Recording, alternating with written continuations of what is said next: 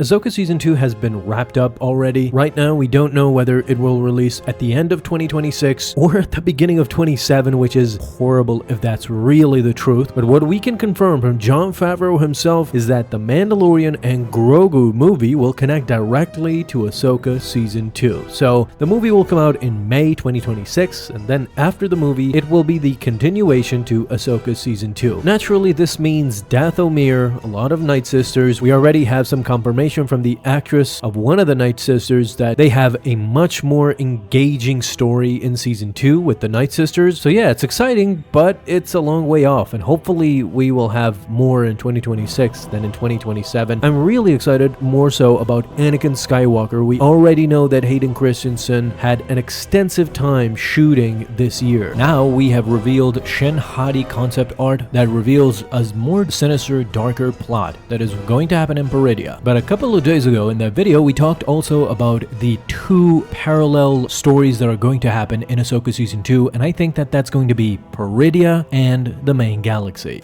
Hello there. Hello there, folks, and welcome to Star Wars Comics, where today I want to talk about the Luke Skywalker recast that is happening right now as we speak, because there is no possibility, no version in which I see Star Wars, in which I see Ahsoka Season 2 not actually addressing the big elephant in the room, and that is the Luke Skywalker recast that has been supported by Mark Hamill himself, who has initially said that he is no longer involved in Star Wars. He will no longer be coming back in any way, shape, or form. His acting days seems like it is over. Perhaps I'm not disqualifying the Joker voice either. I would love him as a Joker too, but either way, Mark Hamill is up there in age, you know. And if Andor Season 2 is any indication, Bail Organa has already been recast. Jimmy Smits is no longer being Bail Organa in the Star Wars universe. Not comparing him to Luke Skywalker, he has a smaller role when it comes to Star Wars in comparison with, of course, Luke Skywalker. But at the end of the day, what we saw in the book of Boba Fett, what we saw in The Mandalorian, that's not gonna fly in Ahsoka Season 2.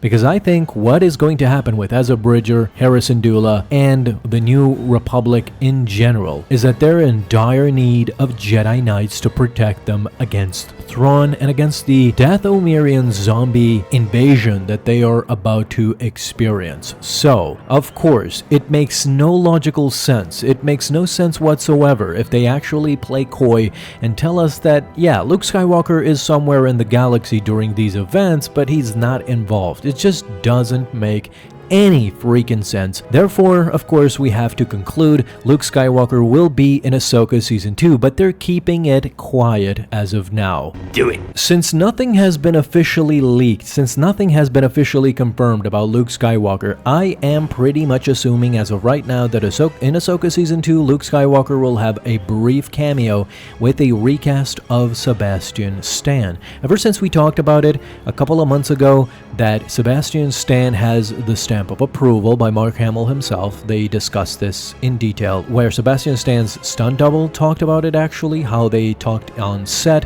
and that how Sebastian Stan revealed it was in contact with Mark Hamill.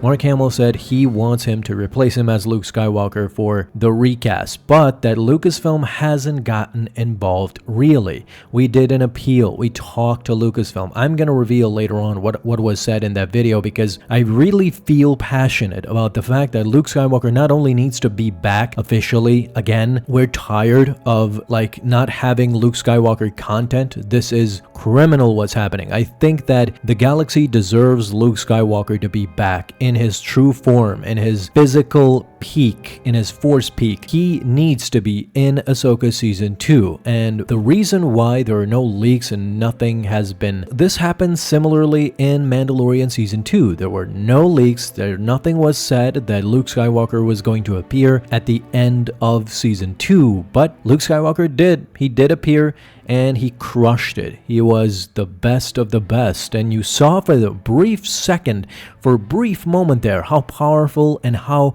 much much of a presence Luke Skywalker can actually be in any Star Wars material. He dominates anything he is in, and at the same time, I think that Sebastian Stan would do it justice for sure. He has been busy with Marvel, he has been busy with Thunderbolts, and now presumably with Avengers Doomsday as well. That's why I'm saying that his busy schedule might not indicate that he will have, you know, an extensive role like Hayden Christensen has in Ahsoka Season 2, not filming for 6 months of course, but a brief cameo where Luke Skywalker is confirmed to have joined the fight together with Ezra Bridger. And I made videos about this. I mean, I fantasize about Ezra Bridger and Luke Skywalker on Dathomir, and what can they see there, what can they feel there. You have the Darth Maul nostalgia involved there as well. I mean, it's fantastical if it actually happens. But you have to admit one thing, that if Luke Skywalker doesn't appear in Ahsoka Season 2 with Thrawn and the galaxy in turmoil, this doesn't make sense. Why is then Luke Skywalker building a new Jedi Order? Why isn't he compelled to protect the galaxy against threats like Thrawn, and especially something that he thought he had already wiped out, which was the Empire. The remnant of the Empire is still there, and Luke Skywalker needs to finish the job once again. Unfortunately, we know about the sequels, we know about the First Order. That's nothing new, but at the end of the day, they are kind of rebooting and restarting slowly with these new material after Episode 6, with Mandalorian, with Ahsoka, and of course Mandalorian Grogu. We haven't talked about that. The movie is coming out. Will Luke Skywalker have a cameo in there as well? Luke already knows Grogu. Luke already knows Din Djarin. So it makes total sense that Luke Skywalker could be in Mandalorian and Grogu 2, at the very least in the post-credit scene.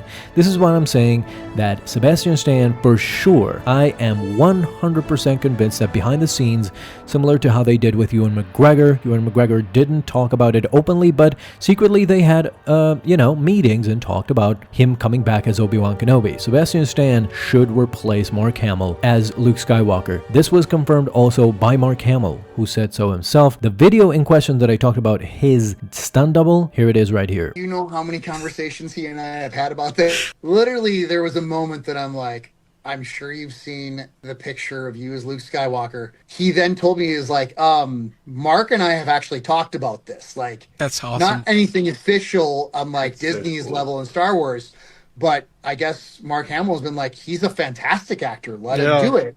But then Sebastian, being as awesome as he is, he's like, Mark is still doing the job. I don't want to take the job from him and he's still working. You're not going to beat the original. But then his other side to it is like, they're not calling.